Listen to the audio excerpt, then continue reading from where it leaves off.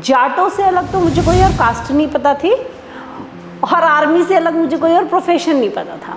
Instagram की मैं आपको बता रही हूँ, लास्ट ईयर थोड़ा सा हाइप हुआ था इंस्टाग्राम पे, तो मेरे को यूट्यूब से वो बंदा इंस्टाग्राम पे आया और उसने मेरे को कमेंट करके बोलता है कि मुझे तुम बहुत पसंद हो, तुम मुझसे शादी करोगी, मैं तुम्हें 2 करोड़ दूंगा। ये मेरे बगल में बैठे हुए थे, तो मैंने कहा यार 2 करोड़ रुपए दे रहा है ये तो शादी करने के। तो मैंने रिप्लाई नहीं किया, मैं हंस रही थी। तो उसने कहा 5 करोड़ दूंगा, तुम सिर्फ मेरी हो। मैंने कहा यार 5 करोड़ पे पहुंच गया ये। बोल रहा 7 करोड़ दूंगा, 9 करोड़ दूंगा, 10 करोड़ दूंगा। मैंने उसको रिप्लाई किया थम जा, यहाँ मत जाओ, तुम लड़की हो, एग्जाम देके रात को 12 बजे घर से आ रही हो, लोग क्या कहेंगे, मोहल्ले में लोग क्या कहेंगे। ये चीजें मुझे लगता था यार कितने बकवास सोच है इनकी। लड़की के दोनों घुटने करा, अब ब्याह कैसे होगा, नौकरी की किसे पड़ी है। ब्रेकअप्स करवाए बच्चों के उन्हीं की म्यूचुअल अंडरस्टैंडिंग से। मुझे पता है कि ये सही मैच नहीं है, ये लोग डिस्ट्रैक्ट हो रहे हैं इस चीज से, तो उन लोगों के ब्रेकअप्स करवाए उनके साथ बैठ के बच्चों के, कि तुम लोग मुझसे प्यार करते हो, ठीक है, अपने हिस्से का खाना कल से मुझे ला के दोगे। तो ये वैसे बच्चे होते हैं कि आपको ला के देंगे अपनी सारी चीजें। गवर्नमेंट स्कूल की बात करें तो पूरे स्कूल को 1 या 2 टीचर संभाल रहे होते हैं। स्कूल जैसी संस्था को 1 या 2। डॉक्टर कह रही है कि सी सेक्शन भी हो सकता है। मैंने कहा दिमाग मत खराब कर, बच्चा नॉर्मली होगा। उस स्कूल में ऐसे कंडीशंस थे कि का ठेका था पास में, पूरी तरीके से ऑक्यूपाइड थी वो प्लेस गांव वालों के द्वारा। उसके कमरों में भूस भरा जाता था। तो दोस्तों आज हम बात करेंगे पूनम जी से, जिनका सपना कभी आर्मी के अंदर जाना था, लेकिन वह सरकारी टीचर बनकर सभी कुछ चीजें ट्रांसफॉर्म कर रही हैं। डिजिटली उन्होंने अपना यूट्यूब चैनल खोला और यूट्यूब चैनल के पैसों से वो अपने सरकारी स्कूल के अंदर में प्रोजेक्टर से लेकर अलग अलग चीजें कर रही हैं और पूरे एजुकेशन सिस्टम को उन्होंने ट्रांसफॉर्म किया है। एक लड़की होते हुए उन्होंने अपने सपनों को साकार किया है और ये कैसे उन्होंने कर दिखाया है और एजुकेशन सिस्टम में क्या क्या बदलाव किए हैं, ये इस वीडियो के अंदर हम जानेंगे। चलिए वीडियो शुरू करते हैं। नमस्ते पूनम जी। नमस्कार। नमस्कार रॉबिन जी। आपका आर्मी से लेकर और एजुकेशन सिस्टम बदलने का सफर कैसा रहा, ये बताइए। देखिए, आर्मी एक ऐसा ड्रीम था जो मुझे सच में नहीं पता कि मैंने कैसे देख लिया। हम लोग शुरू से आर्मी कैंट में रहे। जाटों से अलग तो मुझे कोई और कास्ट नहीं पता थी और आर्मी से अलग मुझे कोई और प्रोफेशन नहीं पता था। बस मुझे इतना पता था कि पापा को घूमने को मिलता है फ्री में, सरकार घुमाती है, वही रहने का, वही खाने का, सब वही देती है। तो मेरा फिक्स था कि मुझे घूमना है और मुझे देश के सारे कोने घूमने को मिलेंगे। और ऐसा भी होता है कि अगर आप बहुत अच्छा कर रहे होते हो तो आपको विदेश घूमने का भी मौका मिल जाता है। मैंने कहा यार मैं फौजी बनूंगी। और एक मजेदार चीज बताती हूँ कि मेरा जो जन्म है वो 26 जनवरी को हुआ है। अच्छा। आप ये मान के चलिए कोई इंसान जानबूझ के फेल होगा।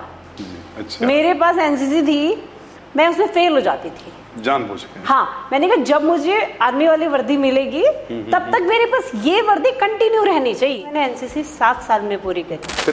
इसमें कैसे कन्वर्जन हुआ कि आज आप पूरा, अगर यूपी की बात करें या पूरे इंडिया की, कि सभी लोग बाग आपको देखते हैं, एजुकेशन को ट्रांसफॉर्म किया है, बच्चों को आप अलग तरीके से पढ़ा रहे हैं, इतने अवार्ड्स मिले गवर्नमेंट की तरफ से, वो ट्रांसफॉर्मेशन कैसे आया वहां तक? मैं आपको बताऊं, फैमिली कंडीशंस जो रही है, जो मेरी मौसी है उनको ये मान लीजिए कि भगवान ने अपने रूप में हमारे पास भेज दिया कि अब ये तुम्हें संभालेंगे। और उनकी एज बड़ी छोटी थी, 3 बच्चों की उनके ऊपर जिम्मेदारी आ गई। बट एज अ फाइटर, अगर मैं कहूँ मैं इतनी बड़ी फाइटर हूँ तो क्यों, किसी से भी लड़ सकती हूँ, किसी से भी मतलब कुछ भी मनवा सकती हूँ, कुछ भी कर सकती हूँ, मतलब मेरे अंदर ये डेडिकेशन है।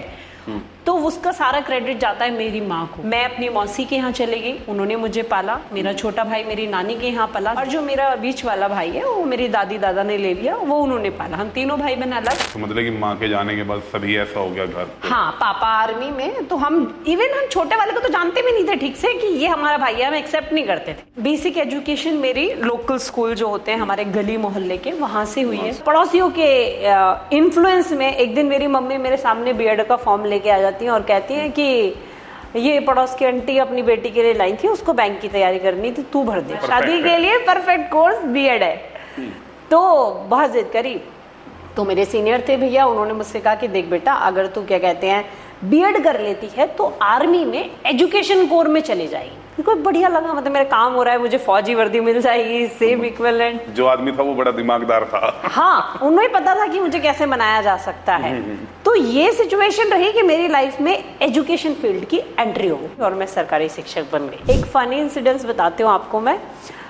जो हमारा मेरठ का शोतीगंज है, जहाँ चोर बाजार कहते हैं, द फेमस, उस जगह बड़ा अनसेफ माना जाता था। अभी हालात हमारी अभी हमारी 3-4 साल जो से। माननीय मुख्यमंत्री हैं उनके बहुत बड़े ऐसे बदलाव रहे हैं कि जिसके तहत अब हम ये कह सकते हैं कि मेरठ में हम बहुत सुरक्षित फील करते हैं। पहले ऐसे निकल के आप गोल्ड की चेन पहन के नहीं निकल पाते थे, जो हमारा स्टडी टाइम था। अभी बहुत सेफ हो गया है। अभी फीमेल्स के लिए बहुत सेफ है। मैंने सफर किया है, मैंने दूसरे जनपद में नौकरी की है 9 साल, रात बिरात में चली हूँ, मुझे कभी ऐसा नहीं लगा कि मुझे अनसेफ फील हो रहा है। तो एज अ फीमेल सिक्योरिटी बहुत काम हुआ है। तो मैं वहां से मतलब उस जगह से मुझे इंस्ट्रक्शंस थी घर की तरफ से कि वहां से मत जाना। अच्छा, क्योंकि सेफ एरिया नहीं है। एनएस कॉलेज में हमारी संडे को परेड होती थी, सैटरडे संडे, और मैं 11th क्लास में थी, तो वहां से नहीं जाना। पता नहीं पर मुझे अंदर से क्या चूला है कि मना कर दिया।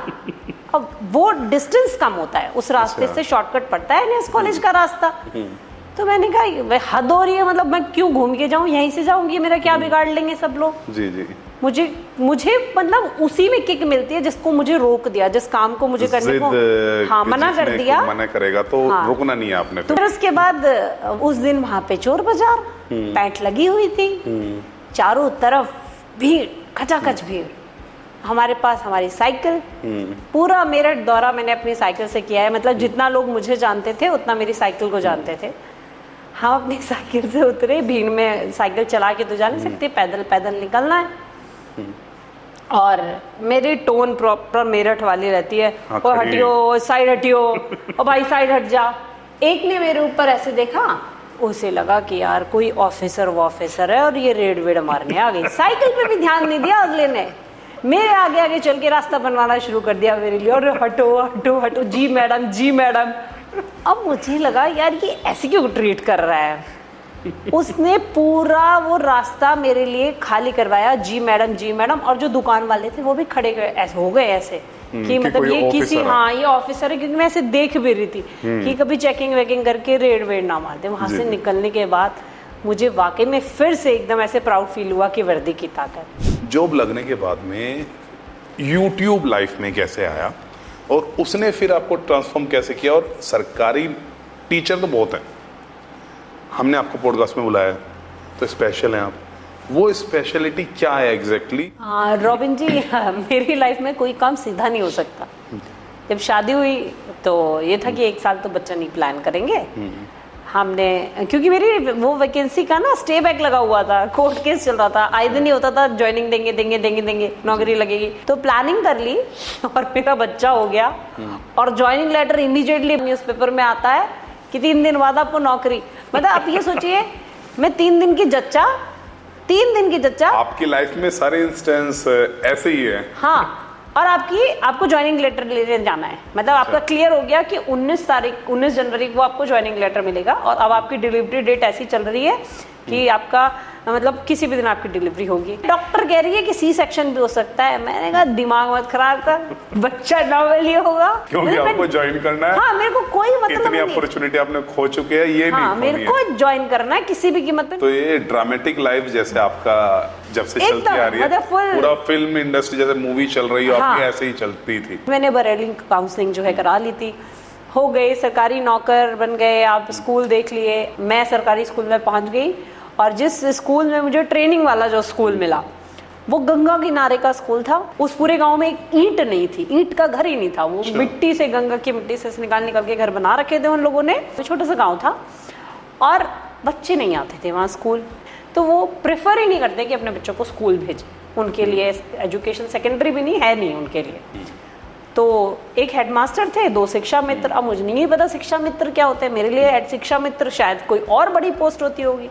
हेडमास्टर का मतलब कोई ऐसे कोऑर्डिनेटर टाइप होता होगा। मैंने कहा प्रिंसिपल कहाँ है इस स्कूल का?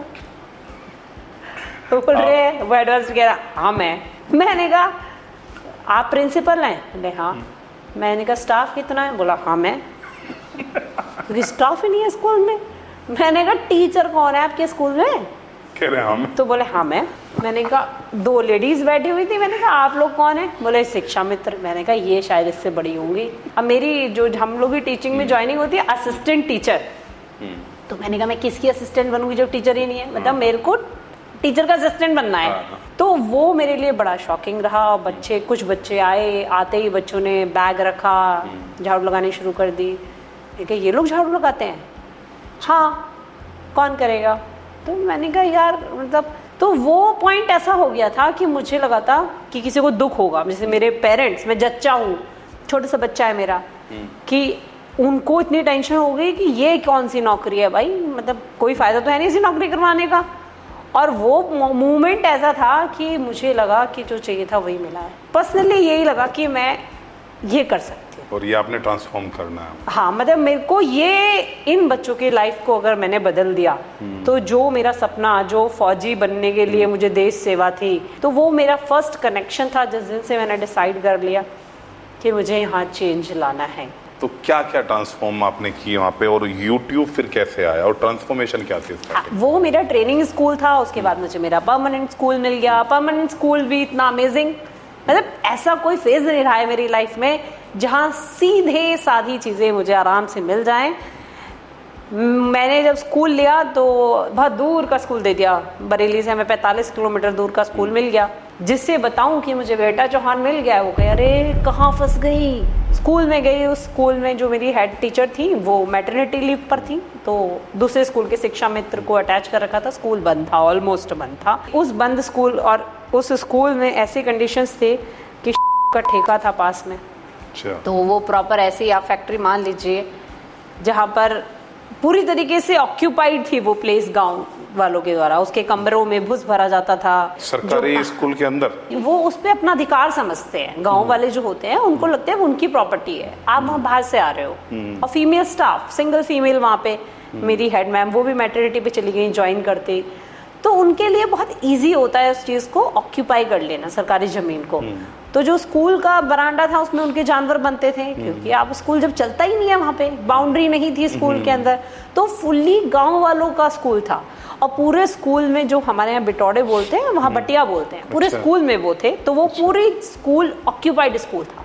3 बीघे की जमीन टोटल गाँव वाले यूज़ कर रहे थे। अब सोचिए, जिसके यूज़ करने की जगह हो, आपको इस जगह से मैं हटा दूँ तो आप क्या करेंगे? तो आपके लिए तो मतलब मैं तो दुश्मन हो जाऊंगी। बट ऐसा बिल्कुल नहीं हुआ। मैंने उस स्कूल से उनका एक पत्ता हटा दिया। उनके जहाँ जानवर बनते थे वो सब निकाल, स्कूल के आसपास भी नहीं बनने दिए मैंने। अच्छा। और जो स्कूल के आसपास का एरिया था ना, वहाँ किसी का जानवर नहीं बंधने दिया मैंने इतने सालों में। अच्छा। खूंटे उखाड़ दिए वहां से। उसके बाद भी मैं उनकी दुश्मन नहीं बनी।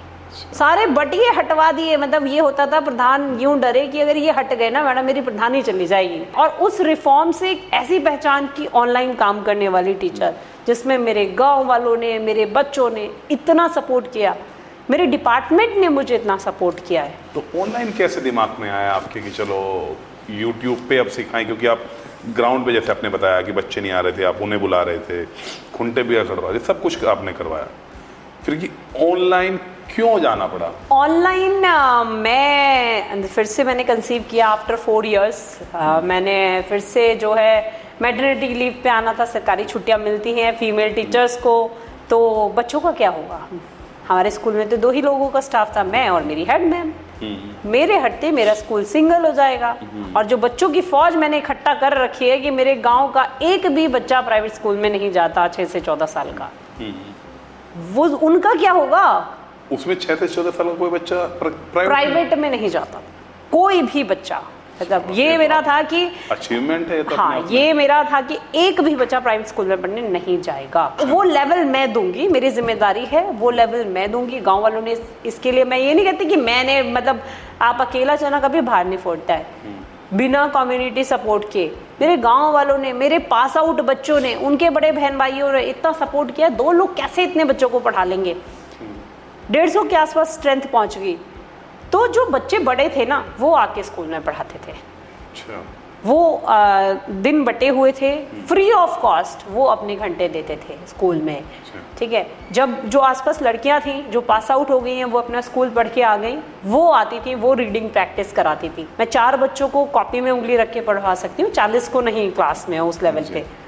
तो वो बच्चे मेरे सपोर्टर्स थे, मतलब मेरी फौज थी वो पूरी। तो मेरी एक आवाज पे पूरा की ट्रांसफॉर्म पूरा मेहनत लगी होगी इसमें। अच्छा। अब उस मेहनत में आप, ऐसा नहीं है ना, पारिवारिक दायित्व जो है उनसे कैसे मुंह मोड़ेंगे। तो मुझे लगा कि यार ऐसा करती हूँ, मैंने बच्चों को भी इसके लिए ट्रेन किया कि मैं जो भी हम पढ़ा रहे हैं, जो भी हम कर रहे हैं, हम उसको रिकॉर्ड करते हैं और ये सारी रिकॉर्डिंग, हो सकता है मैं एक फ़ोन यहाँ छोड़ जाऊँ, तुम लोग जब मैं नहीं रहूंगी तो ये चला के छोड़ देना है, ऐसे ऐसे छोड़ देंगे तो ये लोग उसमें सीखते रहेंगे हर दिन, गैप नहीं होगा, क्योंकि इनके गैप की चिंता किसी को नहीं है, इनके पेरेंट्स को भी नहीं है। ये भी लगाओ कि मेहनत इतनी की है आपने। हाँ, सब वापस मुझे यहीं आना है भैया, आफ्टर मैटरनिटी तो मुझे इसी स्कूल में आना है ना, ये तो फिर जीरो हो जाएंगे। तो मैंने वो रिकॉर्डिंग्स करी, बाई चांस एक दिन हमने यूट्यूब पे वीडियो देख ली कि यूट्यूब पे वीडियो डाले, तो मुझे ये पैसा यूट्यूब चल रहा, ये नहीं, मैंने कहा ये वीडियो सेव हो जाती है यूट्यूब पे जाके, फोन भर जाता है, सारे फोन भर जाता है, हाँ फोन भर जाता है, सेव होके ये लोग अपना आराम से देख लेंगे। और पहले डाउनलोड भी हो जाती थी, ऑफलाइन डाउनलोड हो जाती थी, तो मैंने कहा यहाँ से देख लेंगे, फोन भरेगा नहीं।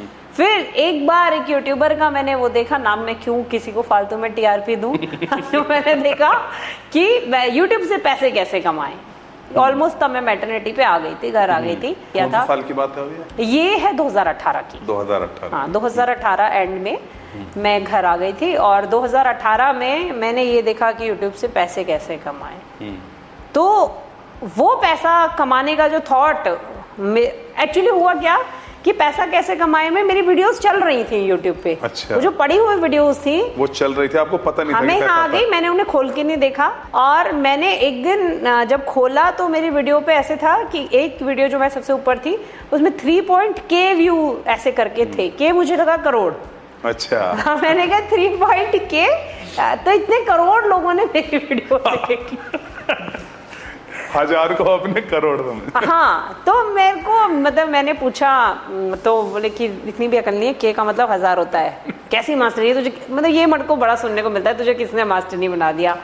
मैंने कहा यार अच्छा, ठीक है पर इतना भी बहुत है, 3500 लोग। हाँ इतना भी बहुत है। मैंने कहा ठीक है, मतलब कुछ तो है, लोग देख रहे हैं। तो फिर उसके बाद ये वाला देख लिया, पैसे कैसे कमाएं, आप खाली हो, आप घर पे हो, खाली रह ही नहीं सकते, तो जॉब करने की आदत है आपको। अब आप जब छुट्टी पे हो तो कहाँ से जॉब करोगे, मेरे को बड़ा बोर होता है, सुबह उठो खाना बनाओ, फिर खिलाओ, फिर लेट जाओ, फिर दोपहर में खाना बनाओ, फिर रात में खाना बनाओ, और खाना बनाओ क्या क्या बनाओ, इसमें जो बहुत सबसे बड़ा स्ट्रेस मेरे लिए ये होता है, मुझे बस बता दो बनाना है फटाफट फटाफट। तो मैंने कहा ये ऐसा काम मिल गया जो मैं इतनी शिद्दत से, ना मुझे एडिटिंग आती है ना मुझे कुछ नहीं आता, फिर मैंने वीडियोस को कंज्यूम करना शुरू किया, मतलब मैंने सीखना शुरू किया क्या कि वीडियोस कैसे बना रहे हैं ये लोग, तो बोल रहे हैं, मैंने कहा इनसे अच्छा तो मैं बोल सकती हूँ। अब बोलना का मतलब ये नहीं पता कि एडिटिंग करके ये लोग डालते हैं एकदम परफेक्ट बोलते हैं। मैंने ऐसे, मेरा कूलर था, एक टूटा हुआ कूलर था, उसमें मैं अपना ऐसे फ़ोन रखती थी, फ़ोन रखा और फ़ोन रखने के बाद मैं 1 शॉट वीडियो बनाती थी, और वीडियो में जो लैंडलॉर्ड था उनको कुत्ते ने भौंक दिया या यहाँ पे किसी ने कुछ कह दिया, वीडियो खत्म, फिर दोबारा वापस से सारा वीडियो। एडिट का नहीं पता था कि ये मुझे नहीं पता था एडिट भी होता है या कुछ हो सकता है। था कि 8 मिनट आपने या जितना भी बोलना है वो सिंगल शॉट में बोलना है। मैं सिंगल फ्लो, मेरी सारी वीडियोस जो मिलियन में वो सिंगल फ्लो वीडियोस है विदाउट एडिटिंग, कोई एडिटिंग नहीं है। फिर बीच में एडिटिंग पता चला सब्सक्राइब कोई चीज होती है, ऐसे ऐसे सब्सक्राइब करवाओ, तो मैं वो सब्सक्राइब इतना ब्लिंक करवा देती थी कि लोग कमेंट कर देते कि फोकस सारा सब्सक्राइब पे। ऐसी सिचुएशंस। फिर थंबनेल नहीं पता, मैंने कहा यार मेरी वीडियो में कुछ भी दिखा देते हैं बीच में कि कहीं भी अपने आप आ जाता है। हाँ, ये इनकी वीडियोस में लिखा लिखा कैसे आता है, तो मैं अपनी सारी उस पे वीडियो में लिखने लग गई, जहां से भी उठाएगा वो लिखा हुआ आएगा। सोचिए कितना अनटाइडी वीडियोस थी। आपको पता नहीं था कि थंबनेल अलग से लगाना है, थंबनेल अलग से लगाना है, अपने आप उठाएगा आएगा लिखना। हाँ, तो आज लोग सीख रहे हैं, डिजिटल मार्केटिंग कर रहे हैं, और बहुत सारे लोग हैं सिखाने वाले, ठीक है, और लोग अच्छा काम कर रहे हैं। बट मैंने उस फेज से स्टार्ट किया, और सपोर्ट के नाम पे अगर मैं बोलूँ तो इस मामले में मेरे सपोर्ट में ऐसा नहीं था कि कोई मुझे एक चीज़ बताने वाला था, जबकि मेरे घर में सब इंजीनियर्स हैं, चाहते तो मेरी हेल्प कर सकते थे, बट किसी को मेरा काम समझ में नहीं आता था। और मैं यूट्यूब आज से 5-6 साल पहले किसी को किसी को समझ में नहीं आता था, और मेरा जुनून बन चुका था खाली रह के कि मुझे इसमें कुछ बेहतर करना है। और आप लगाइए, जब मेरे लेबर पेन स्टार्ट हुए, मेरे को पता चला 9 बजे रात को कि लेबर पेन, और मेरे को फर्स्ट बेबी से था कि बहुत पेन होते हैं और मेरे को टाइम लगता है इतना लेबर पेन में, तो अभी मुझे पूरी रात दर्द होंगे, मैं ऑलरेडी बैकअप शूट करके रख रही थी कई दिनों से कि वीडियो कैसे जाएंगी, फिर इतना इंटेंस मैं अब नहीं हूँ, अब सब चीजें नॉर्मल करती हूँ मैं, तब मैं बहुत इंटेंस थी, मुझे था एक दिन में 3 वीडियो डालनी है। अच्छा, ठीक है, 3 नहीं तो 1 तो डेली जाए, क्योंकि ये लोग 15 दिन तक मुझे फोन नहीं देंगे, जच्चा है। ठीक है, तो मैं लेबर पेन में रात को पूरी वीडियो, और ना वाईफाई था, बहुत धीरे धीरे वीडियो अपलोड होती, 2G का जमाना था, लिमिटेड डेटा था, तो लेबर पेन में भी मैं वीडियोस को एडिट करके छोटी वीडियोस बनाई थी तो जल्दी अपलोड हो जाए। वो रात भर एडिटिंग और अपलोड में मैंने पूरी रात गुजार दी। सोचिए लेबर पेन, ना मेरे को दर्द भी महसूस नहीं हो रहे थे, मैं पूरी रात काम कर रही थी। सुबह को जब पेन तेज हुए तब मैंने अपनी फैमिली को बताया। अच्छा, तो ये वो यूट्यूब करियर की शुरुआत थी, और धीरे धीरे चीज़ें जो हैं वो लोगों की नज़रों में आने लगी, वीडियोस अच्छी चलने लगी, डिपार्टमेंट में लोगों को पता चलने लगा, और मीडिया ने मुझे बहुत सपोर्ट किया है। जो मैं ये कहती हूँ, मीडिया आपको वाकई में आपके लिए पावर का काम करता है। तो उसने मेरी पहली रिपोर्ट जो छापी वो कोविड के दौरान, कोविड आ गया 2021 में, तब तक अपनी कैटेगरी में अकेली यूट्यूबर थी जो टीचर्स के लिए काम कर रही थी। कोई और यूट्यूब पे टीचर नहीं था जो टीचर्स के लिए वीडियो बनाता था। बच्चों के लिए तो बनाता था, बट मैं टीचर्स के लिए वीडियो बनाती थी। अच्छा, टीचर्स के लिए कैसे, मतलब टीचर्स किस तरीके से पढ़ा सकते हैं, अच्छा, ठीक है, अच्छा, आप इंटरव्यू कैसे क्रैक कर सकते हो, केवीएस में अगर आपका इंटरव्यू है कैसे दे सकते हैं, किसी भी सब्जेक्ट का डेमो कैसे देना है आपको। अच्छा, अच्छा। तो एसएसटी की इंपॉर्टेंस बच्चों को कैसे समझाएं, हिंदी की कैसे समझाएं, ये वीडियोस मेरी बहुत चली है, और लोगों ने इनको अप्लाई किया अपने क्लासरूम में, और बहुत पॉजिटिव रिजल्ट जो है वो देखने के लिए मिले। तो ये चीज़ें फिर मेरी धीरे धीरे चलनी शुरू हो गई। तो जैसे आपने पढ़ाया और बच्चों को, हमने भी वीडियोस देखी हैं आपकी, आप अलग तरीके से पढ़ाते हैं, कुछ वीडियोस देखा, तो ये कहाँ से सीखा कि बच्चों को ऐसे पढ़ाना चाहिए, कैसे स्टडी किया, या मतलब कि गवर्नमेंट इसको पढ़ाती है कि भाई ऐसे आपने पढ़ाना है? देखिए, कोई भी चीज़ ना मैं सिंपल हूँ ना मैं सिंपल काम करती। एक तो मैं बैठ के नहीं पढ़ा सकती कभी भी। मुझे लगता है कि मैंने कभी किसी को शांति से बैठ के नहीं सुना, जिससे मुझे इंटरेस्टिंगली अपनी बातें सुनाई, तो मेरे बच्चे क्यों सुनेंगे। दूसरा, हमारे बच्चे बड़े स्ट्रगल के बाद स्कूल बुलाए जाते हैं, वो बहुत बिजी हैं अपनी ज़िंदगियों में, उनके घर के और बहुत सारे काम हैं।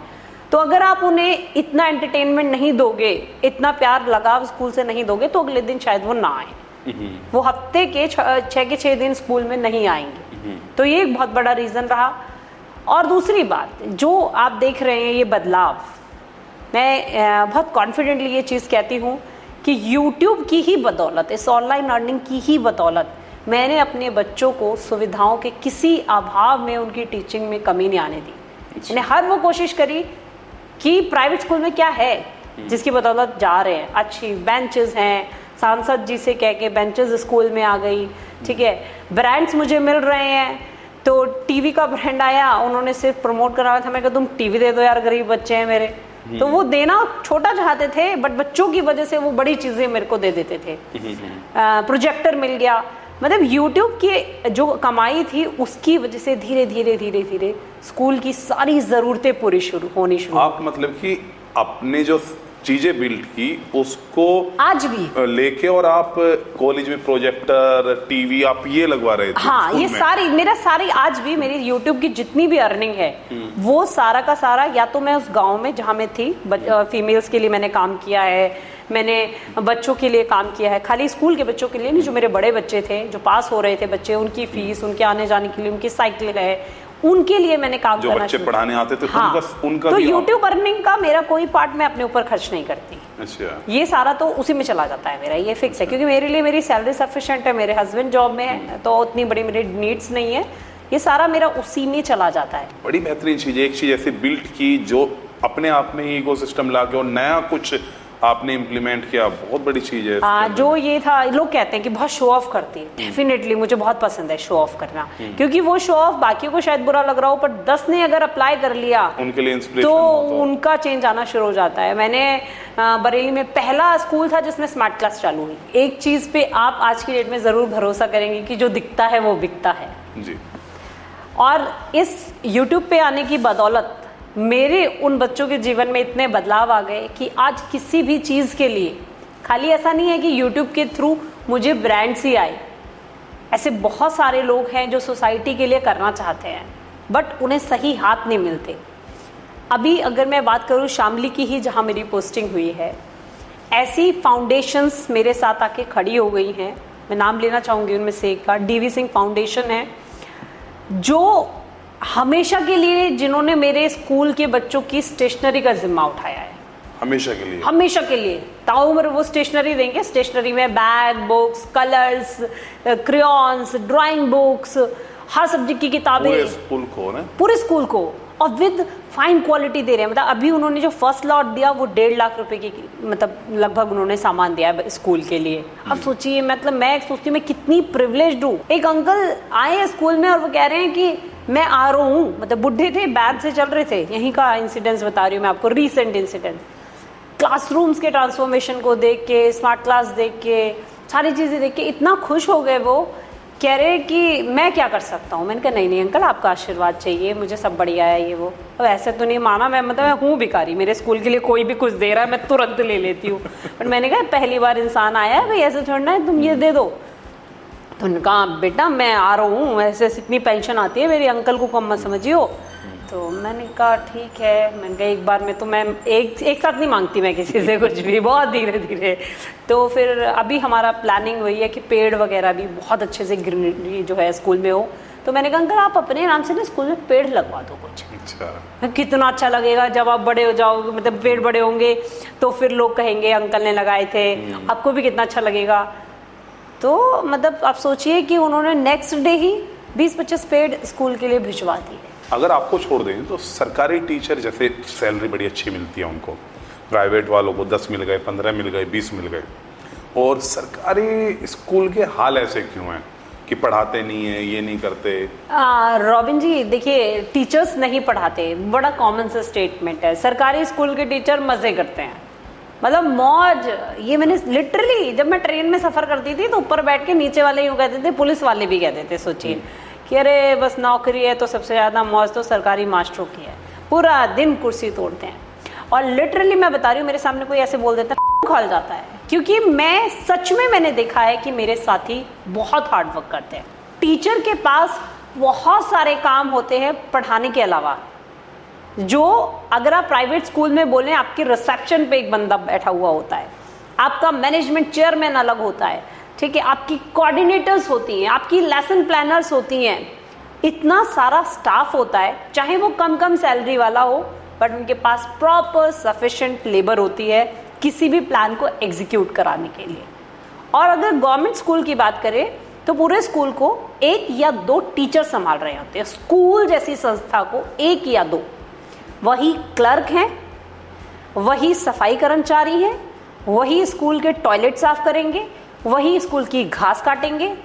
समटाइम्स अगर आपका बजट बहुत ही कम है और आपका ज़मीर थोड़ा सही है तो स्कूल की दीवारों पे पुताई भी आप ही करेंगे, ठीक है, बच्चों को भी आप पढ़ाएंगे, रजिस्टर्स भी आप मेंटेन करेंगे और उन्हें सारी सूचनाओं को पहुंचाएंगे भी आप ही। आपने पुताई भी की है कि आपने खुद? हाँ, मैंने तो बाय इंटरेस्ट की है। मेरे को दीवारों पे पेंट करना बड़ा पसंद है, पर घर की दीवारें कौन करने देगा मुझे पेंट। तो मुझे लगता था कि वाह मेरा सपना, मैंने पूरा स्कूल की छत तक पेंट करी है। अच्छा। पूरी वीडियोस हैं, काफ़ी अच्छा उस पर भी मुझे अटेंशन मिला था। मुझे मतलब बहुत शौक है पेंटिंग का, तो मैंने अपने स्कूल के सारे TLMs जो भी बनाए जाते हैं दीवारों पे वो खुद बनाए थे। अच्छा। प्राइवेट स्कूल का बच्चा, मम्मी सुबह उठा के उसको टिफिन विफिन तैयार करके जा मेरे लाल पढ़ के आ, और उसके बाद आते ही क्या पढ़ाया मैडम ने, कॉपी खोल के बैठ गए, फिर चल बेटा ट्यूशन जा, चल बेटा ग्रूमिंग क्लास जा। हमारे पास जो बच्चा आ रहा है उसको हम उठाने खुद जाएंगे पहले उसके घर, हो सकता है मोहल्ले के किसी कोने में वो घूम रहा होगा, उसे वहां से पकड़ेंगे, महीने में 1 आध दिन उसे निलवाएंगे अपनी आंखों के सामने, और बाकी बच्चे स्कूल में इंतजार कर रहे होते हैं। अब सोचिए ये कंपैरिजन, जिस क्राउड के साथ हम डील कर रहे हैं, जो हमारा बच्चा है वो किस परिवेश से आ रहा है। उसके माँ बाप से कहेंगे स्कूल क्यों नहीं भेज रहे हो आप, वो कहेगा कि हाँ, अब यहाँ की बात करूँ, मेरा बच्चा भट्टे पे जाता है, कमा के लाता है, 250 रुपये ला रहा है, 300 रुपये ला रहा है, 400 ला रहा है, स्कूल में क्या दे दोगे मैडम, है ना, हमारा घर कैसे चलेगा। आप खुद सोच के देखिए, उन परिस्थितियों में कटाई का टाइम है, उनके पास नहीं है लेबर, वो खुद ही लेबर क्लास है, तो उनका बच्चा तो पूरे टाइम कटाई चल रही है, वो तो खेतों में काम करेगा। अब कैसे उन पेरेंट्स के दर्द को उन्हें ये समझाना कि एजुकेशन कितनी इंपॉर्टेंट है। और उस एजुकेशन में आप उसको ये लिबर्टी दें कि ठीक है तुम्हारा काम हो जाए, तुम 8 के स्कूल में बेटा 10 बजे आ जाना, पर छुट्टी मत करिए देख। तो ये सारे चैलेंजेस सरकारी स्कूल का टीचर झेलता है। उसको कोई घर पे ऐसा कहने वाला नहीं है कि जा बेटा अब तो ट्यूशन पढ़ ले या तू किताब खोल के बैठ जा, वो चाहे पूरे दिन गली मोहल्ले में घूमता रहे। तो ये सबसे बड़ा रीज़न है। और दूसरा रीज़न जो मैंने आपसे कहा, क्वालिटी ऑफ एजुकेशन नहीं, क्योंकि मोस्ट ट्रेन्ड टीचर्स जो है वो सरकारी स्कूल में है। सरकारी स्कूल में आपने जैसे बताया कि सब कुछ जैसे हाथ से चला जाता है, ऐसे ऑप्शन में डिप्रेशन इंडिया के अंदर ऐसा तो कोई जानता भी नहीं है, लेकिन डिप्रेशन एक इतनी बड़ी चीज़ है, आदमी ये सोचता है कि है क्या लाइफ में। वो सिनेरियो अगर किसी के सामने आता है तो आपने कैसे टैकल किया ताकि और कोई भी कर सके? आज के टाइम में वो मेंटल आपकी मतलब कहते हैं ना स्ट्रेंथ बची नहीं है कि आप फाइटर बन पाओ आज के पेरेंट्स, क्योंकि इतनी उनको पैम्परिंग की जाती है। अच्छा। तो मेरे साथ तो बहुत ही बड़े कांड हुए, आप बिल्कुल जीरो हो गए थे, बट ऊपर वाला जिस कलम से आपकी किस्मत लिख रहा है ना, वो बुरा तो कभी आपके लिए लिखता ही नहीं है जी, बट वो अपनी मर्जी से लिखता है। जो आपके लिए बेस्ट होता है वो वही लिखता है। एक टाइम ऐसा था कि 7 डिफरेंट बेल्ट जॉब्स में, वर्दी वाले ड्रेसेस में मेरा सिलेक्शन था, जिसमें लोकसभा सिक्योरिटी ऑफिसर में भी मेरा सिलेक्शन था, जो बहुत रेयर सिलेक्शन होता है। वहाँ complete selection with written with physical सब कुछ हो गया, बट लाइफ ने ऐसा ट्विस्ट मारा कि एक जो नी है, लिगामेंट है, वो मेरा क्लास 11th में ही टूट चुका था। और मैं CISF का फिजिकल था मेरा, उसकी मैं प्रिपरेशन कर रही थी। और हाई जंप अपने पापा के साथ ही गई थी मैं स्टेडियम, और हाई जंप करते हुए मेरा दूसरा घुटना भी गया काम से। अच्छा। अब वो सिचुएशन, वहां से पापा उठा के लाए, इमीडिएटली डॉक्टर को दिखाया। बताओ सबसे बड़ी टेंशन, लड़की के दोनों घुटने करा, अब ब्याह कैसे होगा, नौकरी की किसे पड़ी है, आर्मी में जाने का नहीं कि ब्याह कैसे होगा, अब कैसे शादी करेंगे, दोनों घुटने टूट गए इसके। और फिर से ऐसी लड़की कौन लेगा जिसके भाई दोनों घुटने खराब हैं। आपके दिमाग में और कुछ हो, उनके दिमाग में कि ब्याह कैसे करेंगे, अब इसका ब्याह कैसे करेंगे।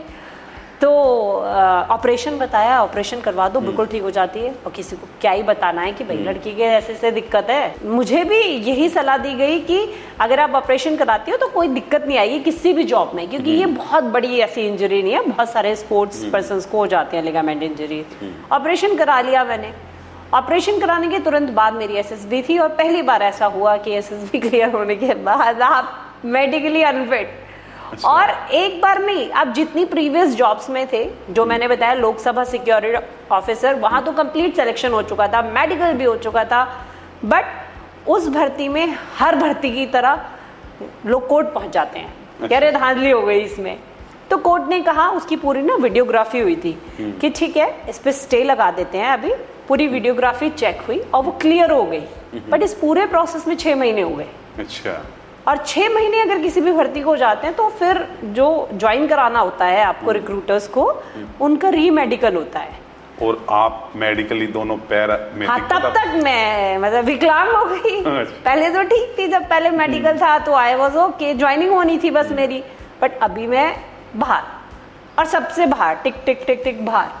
मतलब कि जहाँ पे सब कुछ मिलता हुआ जा रहा था, हाँ। अब सब कुछ हाथ से छूटता हुआ जा रहा एक है। था ना कि आप दिन रात मेहनत कर रहे हो, आप पढ़ते हो, आप पढ़ाते हो, आपके पास दिन मतलब आपका है ही नहीं कि आप दिन का कोई घंटा वेस्ट कर रहे हो। तो मतलब कि जो आपने बचपन से मेंटली आप नर्चर हुए, हाँ, उसकी वजह से आपने कोप अप किया। मेरा फ्रेंड सर्कल बहुत बड़ा है, इस मेरठ में बहुत बड़ा फ्रेंड सर्कल है। आप टीचिंग में रहे हो, आप ट्यूशन पढ़ाते हो, कोचिंग सेंटर्स पढ़ाते हो, NCC रहे हो, स्पोर्ट्स रहे हो, मैं ऑल इंडिया प्लेयर रही हूँ, तो बहुत बड़ा फ्रेंड सर्कल था। बट मैंने जीरो कर लिया अपने आप को, सबसे काट दिया। किसी को मेरे घर आना अलाउड नहीं, मैंने मना कर दिया कि मैं हुई नहीं।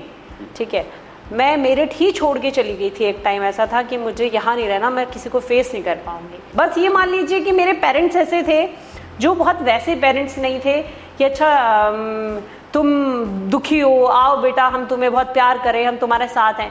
वो जानते थे कि मैं जिद्दी हूँ, मुझे अगर बहुत प्यार ऐसे सपोर्ट ऐसे करके किया जाएगा तो शायद मैं कुछ और गलत कदम उठाऊँ, क्योंकि मैं ऑलरेडी उतने उसमें डिलेमा में जी रही हूँ। तो उन्होंने हमेशा मुझे उल्टा, वो जानते थे कि इसके साथ उल्टा करना है, अच्छा। क्योंकि जरा सा आप ऐसे फेस में होते हो ना, आप किसी का टोकना आपको ऐसे लगता है सारी दुनिया बस मुझे कह रही है, हर चीज के लिए मुझे टोका जा रहा है, रोका जा रहा है, तो मतलब कोई नहीं है मेरा अपना।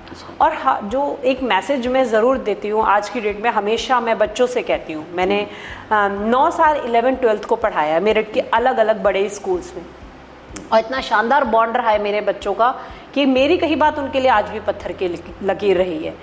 तो वो फेस, हमारे पेरेंट्स हमारे लिए बड़े दुश्मन होते हैं, मेरे लिए तो बहुत बड़े दुश्मन थे मेरे पेरेंट्स। बिल्कुल। आज जिन पेरेंट्स को मुझे लगता है कि वो सब कुछ मैं जो आज कर पा रही हूँ उनकी वजह से, वो पेरेंट्स मेरे लिए दुनिया के सबसे बुरे पेरेंट्स थे। एज और फेज जब आता है कि टोकते थे हर बात पे, थे, तो लगता है कि मेरी चीजों के ऊपर मुझे रोकते थे यार, मतलब उनको हमेशा लगता था कि तुम यहाँ मत जाओ, तुम लड़की हो, एग्जाम देके रात को 12 बजे घर से आ रही हो, लोग क्या कहेंगे, मोहल्ले में लोग क्या कहेंगे, ये चीजें मुझे लगता था यार कितने बकवास सोच है इनकी।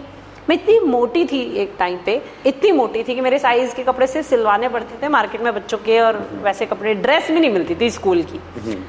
तो एक वो फेयर कि आप मोटे होते हो, आपको वैसे ही कोई पसंद नहीं करता, उस फियर से लड़के आप फिजिकली सारी चीजें करके आप वहां पहुंचे, आपने सब चीजें ओके रिपोर्ट कर दी, ठीक है, और अब ये वाला फेलियर भी आपकी लाइफ में आ गया, देखिए सब कुछ फेल होके हाँ, फिर बड़ा मुश्किल हो जाता है। तो उस सिचुएशन में जो बच्चे होते हैं ना कि भाई पेरेंट्स सबसे बड़े दुश्मन है, उस दुश्मनी को निकालने के लिए मैं सच में अपने पेरेंट्स से इतनी नफरत करने लगी थी, मुझे लगता था कि मैं अपने आप को इतना डिस्ट्रॉय करूं कि जो इन्होंने ये कहा है ना कि हम बदनाम हो जाएंगे, लोग क्या कहेंगे, अब मैं इन्हें बताऊं कि लोग क्या, सच्चाई करके दिखाऊं। हाँ, तब इन्हें अकल आएगी ना, इन्हें ये समझ में आएगा कि बदनामी किसे कहते हैं। तो इससे फिर निकले कैसे आप, मतलब कि अगेन मैं ये कहूंगी कि निकलने का रीजन, अगर आप किसी पे सबसे ज्यादा भरोसा कर सकते हैं इस दुनिया में, तो वो सिर्फ और सिर्फ आपके माँ बाप, जो किसी भी कीमत पे आपका बुरा नहीं सोचते।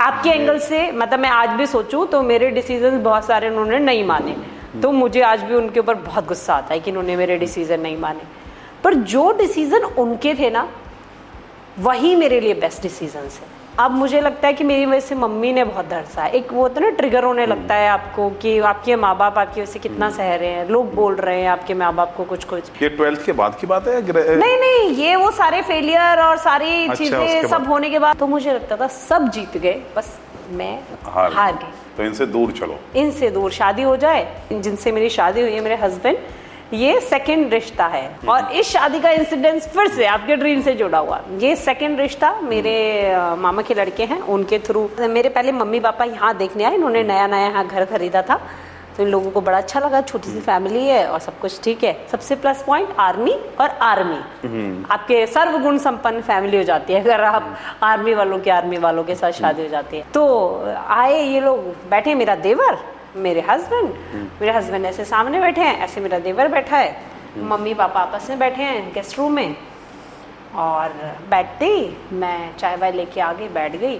तो मेरे देवर का पहला सवाल, वो बहुत मतलब बंदा एकदम बिंदास बोलने वाला, उसने ये बोला कि अरे आप आर्मी में जाना चाहती थी ना, बता दिया होगा मेरे पिताजी ने कि ऐसे ऐसे था इसका आर्मी का, और पता है मैं भी 7 जगह SSB दे के आ गया हूँ। बात ही खत्म, अब मुझे बाकी लोग एग्जिस्ट ही नहीं कर रहे थे। SSB आर्मी वाली बात हो गई, और हम दोनों के दोनों डिस्कशन कर रहे हैं कि अच्छा तू SSB में बेंगलोर गया था, वहां पे कैसे, अच्छा कोचिंग कहाँ से ली थी, कर्नल देवगन से। इतना ज्यादा जोर जोर से हम लोग बैठ के बात करें, मैं ये भूल गई कि ये लोग रिश्ते के लिए आए। तो वो ऐसा क्लिक पॉइंट था उस फैमिली के साथ मेरा कनेक्शन, कि मुझे ना का कोई रीजन नहीं समझ में आया। कंपैटिबिलिटी आपको दिख गई वहाँ पे। हाँ, तो ये रीजन था कि सब कुछ बहुत हैप्पीली हुआ उस दिन, तो वो चीज़ें बिल्कुल ओके हो गई। शादी से पहले मैंने अपने हस्बैंड को एक एक छोटी चीज़ बताई, मैंने कहा भाई ऐसे ऐसे है, और बहुत बड़ा मेरा फ्रेंड सर्कल है, वो से एक्सेप्ट करोगे, मतलब मेरे टर्म से मैं उन इंसान को बता रही हूँ, और वो कह रहे हैं हाँ मुझे कोई प्रॉब्लम नहीं है। ऑन कैमरा मैं जानती हूँ कि मैं इतनी अच्छी ज़िंदगी आज की डेट में जी रही हूँ, मेरे दोनों तरफ परिवार में सब चीज़ें सब ओके रिपोर्ट हैं। मतलब नेचर ने कहिए, नेचर के पास बहुत बड़ी पावर है, भगवान के पास बहुत बड़ी पावर है कि उन्होंने मेरे को बैलेंस किया है। तो जैसे अगर देखा जाए प्राइवेट और सरकारी की तुलना में, तो अंदाजन कितने साल आप मानते हैं कि बैलेंस आउट करने में लग जाएंगे कि भाई सरकारी को ऐसे आने में कि लोग बाग जैसे आज प्राइवेट को तरसते हैं, पहले तो सरकारी था 10-15 साल पहले, है ना? जब तक हमारी जो माननीय केंद्र सरकार है, चाहे स्टेट गवर्नमेंट है, इस तरीके से प्राइवेट स्कूल्स को इतना ज्यादा पॉपुलैरिटी मिलती रहेगी पे प्राइवेट जी, स्कूल खुले हुए हैं, तब तक हम लोग अपने स्कूलों में एडमिशन के लिए स्ट्रगल करते रहेंगे। जो ये कहा जाता है, बड़ा प्राउडली कहा जाता है कि भाई सरकारी मास्टर पढ़ाते ना है, सारे मास्टरों के बालक इन्हीं स्कूलों में करवा दिए जाएं, फिर देखो कैसे पढ़े। हाँ, ये तो बड़ा कॉमन फ्रेज है ना? मैं भी आपसे पूछने वाला था ये क्वेश्चन कि आप अपने बच्चों को सरकारी में कब पढ़ाएंगे? मेरा बच्चा सरकारी में पढ़ता है। सरकारी में पढ़ता है? मेरा बच्चा सरकारी में पढ़ता है। मेरा क्वेश्चन गलत हो गया फिर? नहीं, और स्टडी करना चाहिए। हाँ, मेरा बच्चा केंद्र विद्यालय में पढ़ता है। अच्छा अच्छा। मेरा स्कूल भी सरकारी है और केंद्र विद्यालय भी सरकारी स्कूल है। अच्छा। और जिस स्कूल में केंद्र विद्यालय में एडमिशन्स नहीं होते हैं, बड़े मुश्किल से एडमिशन्स होते हैं, बट वो सरकारी स्कूल है। छोटी सी फीस है, प्रॉपर फैसिलिटीज है, हर सब्जेक्ट का टीचर है, फर्निश्ड स्कूल्स हैं। जी, तो आप सोचिए ना कि उनमें एडमिशन हो रहे हैं। जी जी जी जी। अब मेरा बच्चा मेरे स्कूल में क्यों नहीं पढ़ता?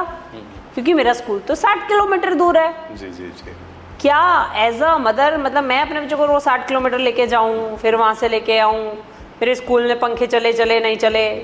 समझ में आ रही है आपको बात? जी जी। अगर मेरा स्कूल, पर्सनली मैं बता रही हूँ, मेरा स्कूल मेरे घर के पास ही हो और एज इट इज जैसा है वैसा ही हो, तो मैं अपने बच्चे को अपने ही स्कूल में पढ़ाऊं। मेरा बच्चा केवी में पढ़ रहा है जी। और मैं एक अवेयर पेरेंट हूँ, तो मैं उसकी हर एक्टिविटी पे नजर रखती हूँ और टीचर से क्रॉस क्वेश्चनिंग करती हूँ। जी। टीचर आराम से काम कर रहा है, पर मेरी क्रॉस क्वेश्चनिंग से वो अवेयर हो जाता है कि यार निश्चय की कॉपी में कोई भी गड़बड़ हुई ना, तो उसकी मम्मी सवाल पूछ लेगी, तो उसकी कॉपी 2 बार क्रॉस चेक हो जाती है। जी जी। सेम अगर मेरे स्कूल में एमपी और एमएलए के बच्चे आगे बैठने लग जाएं, तो पहले तो वहाँ की जो प्रशासन व्यवस्था है वो स्कूल एकदम शानदार कर देगी। जी जी जी। दूसरा, मेरे ऊपर कितना प्रेशर है कि इन्हें अच्छे से पढ़ाना, गलती हो गई तो एमएलए साहब निकाल देंगे। आप सोचिए। और हमसे बेस्ट तो टीचर ही नहीं है। जी जी जी। हम लोग मोस्ट क्वालिफाइड टीचर्स माने जा रहे हैं ना, इतने एग्जाम क्वालिफाई करके जी। फिर हम लोग लगे, तो हमारे पढ़ाने के तरीके में तो कोई प्रॉब्लम है ही नहीं। जी। दिक्कत ये है कि आपकी दुकान तब चले जब आपके पास ग्राहक हो। जी। तो बच्चों के लिए बहुत स्ट्रगल करना पड़ता है। तो YouTube पे जैसे कमेंट्स भी आते होंगे, एक्सट्रीम हेट कहाँ तक पहुँच जाता है और कैसे उसको टैकल कर रहे हैं? स्टार्टिंग में जब वीडियोस आप बनाते हैं तो मेरी बेवकूफ़ियों की वजह से मुझे ऊट पटांग कमेंट मिलते थे कि एडिटिंग नहीं आती है, वो सब्सक्राइबर बटन तेरा ब्लिंक करता रहता है। तो ऐसी चीज़ें हमेशा मैंने झेली है। बाकी मुझे हेट नहीं मिला, कभी नहीं मिला मुझे, ऐसा कोई हेट नहीं मिला है। वैसे कमेंट आ जाते हैं जो एज अ फीमेल, अगर आपकी फैमिली पढ़ ले तो थोड़ा अजीब हो जाएगा, शादी करोगी। एक बार इंस्टाग्राम की मैं आपको बता रही हूँ, लास्ट ईयर थोड़ा सा हाइप हुआ था इंस्टाग्राम पे, तो मेरे को यूट्यूब से वो बंदा इंस्टाग्राम पे आया और उसने मेरे को कमेंट करके बोलता है कि मुझे तुम बहुत पसंद हो, तुम मुझसे शादी करोगी, मैं तुम्हें 2 करोड़ दूंगा। ये मेरे बगल में बैठे हुए थे, तो मैंने कहा यार 2 करोड़ रुपए दे रहा है ये तो शादी करने के। तो मैंने रिप्लाई नहीं किया, मैं हंस रही थी। तो उसने कहा 5 करोड़ दूंगा, तुम सिर्फ मेरी हो। मैंने कहा 5 करोड़ पे पहुंच गया ये। बोल रहा 7 करोड़ दूंगा, 9 करोड़ दूंगा, 10 करोड़ दूंगा। मैंने उसको रिप्लाई किया थम जा। मैंने कहा तू अपना पता भेज मुझे। इनसे कह रही, मैंने कहा यार 9-10 करोड़ दे रहा है, तुम अपना देख लेना, मेरा फिक्स है। मैंने जस्ट फॉर जोक ये हजरे के रात देगा तुझे 10 करोड़। मैंने कहा बताओ अगला ऑफर तो कैसे बढ़ा रहा है, जैसे 10 रुपए दूंगा, 9 रुपए दूंगा। वो बहुत फनी था। मतलब फिर मैंने उसको लिखा, मैंने कहा तू मुझे एड्रेस भेज, मैं आ रही हूँ। मैंने कहा 10 करोड़ डील फाइनल। मैंने कहा कोई दिक्कत नहीं है। तो जैसे, और इसमें आगे पूछे तो बच्चों को अगर आप देखें, आप बहुत बच्चों को पढ़ाएं, खुद के भी आपके 2 बच्चे, छोटे बच्चों को किस हिसाब से टैकल करना चाहिए आज के टाइम पे? जैसे फ़ोन भी है, बहुत डाइवर्ट हो रहे हैं, और बच्चा है तो उसको डांटना चाहिए या कैसे करना चाहिए? देखिए बच्चों की बात करें, बच्चे की, छोटे बच्चे से लेकर टीनेज में बच्चा आता है, फिर और बड़ा हो जाता है, हमारा बच्चा 11-12 में पहुंचता है। हर बच्चे की साइकोलॉजी अलग तरीके से काम करती है। जो मेरा प्रीवियस टीचिंग एक्सपीरियंस रहा वो बड़े बच्चों के साथ रहा। मैंने पीजीटी इकोनॉमिक्स 9 साल पढ़ाया, मेरठ के लगभग सब बड़े स्कूलों में मैंने पढ़ाया है। और फेवरेट टीचर थी मैं बच्चों की, बट मैं इतनी हार्ड टीचर हूँ कि मैं खूब कूटती थी उन्हें। अच्छा। ऐसी सिचुएशन आप सोचिए, 12th क्लास के बच्चे के क्लास में आपने बाल काट दिए, आपने उसे वार्न किया, बाल कटवाया, नहीं माना, बाल कटवा ले। मोस्ट सबसे ऐसे बच्चे ढूंढ के एक अलग से सेक्शन बनाया गया और उस सेक्शन का क्लास टीचर मुझे बना दिया गया कि संभाल लेगी। और उस सिचुएशन में मैं कह रही हूँ कि तुम्हारी वजह से मेरी नाक कटती है, मैनेजमेंट मुझे बुलाए, मतलब मुझे बुला के खड़ा कर लेता है, क्योंकि सारे कांड जितने भी होते हैं वो मेरी क्लास से होते हैं। तो मैंने कहा तुम लोग क्यों मेरा नाक में दम करवाते हो, मान जाया करो। मैंने कहा आपस में मिलकर एडजस्ट कर लेंगे, क्लास में जो भी तुम्हारी दिक्कत हुआ करे वो मैं, तो सब बताते थे बच्चे मुझे, मतलब अपनी हर छोटी से छोटी गलती वो मुझे बताते थे। सोचिए, उनको पढ़ाना, उनको इस लेवल पे लेके आ जाना कि तेरा ये मन है, ठीक है। ये ब्रेकअप्स करवाए बच्चों के उन्हीं की म्यूचुअल अंडरस्टैंडिंग से। मुझे पता है कि ये सही मैच नहीं है, ये लोग डिस्ट्रैक्ट हो रहे हैं इस चीज से, तो उन लोगों के ब्रेकअप्स करवाए उनके साथ बैठ के बच्चों के। तो यहाँ से आप बच्चों, उस एज के बच्चे के साथ आप तभी कनेक्ट कर पाते हो जब बहुत ज्यादा फ्रेंडली हो जाते हो। बाल काटने के लिए बोल रही हूँ, कैची मंगवाई मैंने उससे फाइन आर्ट्स रूम से, और क्लास में बच्चे के बाल काट दिए। कितनी बड़ी बात है, कितना आज की डेट में अगर बात करें इमोशनली हर्ट हो जाएगा बच्चा, तो पता नहीं क्या कर लेगा बच्चा, कुछ ही नहीं करता बच्चा। अगर आप टीचर एज अ मदर है के काम कर रहे हो, थोड़े से बिगाड़ दिए थे उसके मैंने अब तू कल कटवाए इन्हें। मैंने कहा लगता मुझे तू भी मतलब इसी नहीं बालों में स्मार्ट लगता है। मैंने कहा मैंने कल को ठीक करवाई है। तो खुद भी हंस रहा है, क्लास भी हंस रही है, उसके दिल पे नहीं लगा ना वो कि मैंने उसके साथ एक ऐसा इंसिडेंस कर दिया। लेकिन आपको जब बड़े बच्चे हैं तो फ्रेंड, दोस्त बनना पड़ेगा और सारी चीजें समझनी पड़ेगी कि एक एज के बाद में साइकोलॉजी होती क्या है। हाँ, आप उनके मेंटल हेल्थ पे काम करेंगे, उनको फ्रेंड्स बनाने हैं, उनको गर्लफ्रेंड बनानी है, उनके पीयर ग्रुप वैसा है, ठीक है। तो ठीक है ना, गर्लफ्रेंड बनाओ, मैंने कब मना किया तुम्हें। एक ऐसे क्लास टीचर जहाँ पे क्लास में बच्चा कह रहा है कि मैं ठीक से इसलिए नहीं पढ़ाई कर पा रहा हूँ कि जो लड़की है वो मुझसे बात नहीं करती है, मैं उसे पसंद करता हूँ, वो मुझे पसंद नहीं करती है, ठीक है। सोचिए कितना हार्मोनल इनबैलेंस होता है उस एज के बच्चों के साथ। और आप उस सिचुएशन में, ऐसे टीचर्स थे हमारे स्कूल में जो सिर्फ इन्हीं बातों को ढूंढते थे कि किसने किसकी तरफ देख लिया, और उसकी कंप्लेंट मैनेजमेंट के पास, मैनेजमेंट की गुड बुक्स में कूट दिया या कुछ, उसको कूट दिया, उसको पब्लिकली कूट दिया जाता था बच्चे को। और वो सिचुएशन में बच्चा एक्चुअल में फंस जाता है, ना वो पढ़ाई का रहता, ना वो अपने रिश्तों का रहता। पेरेंट्स से तो वो हमेशा कट जाता है उस एज में जाके, अगर पेरेंट्स उसके साथ उस तरीके से। ये समझना चाहिए कि वो एक एज है, वो एक पूरा फेज है, बना है, ऐसा वो वैसे ही बना है बच्चा। तो एक टीचर वो सबसे बड़ा उसके लिए मेंटर होता है, अगर वो उसके साथ बात करने वाला हो, क्योंकि पेरेंट्स के साथ बच्चा खुल के बात नहीं कर सकता, बट टीचर्स के साथ कर पाता है।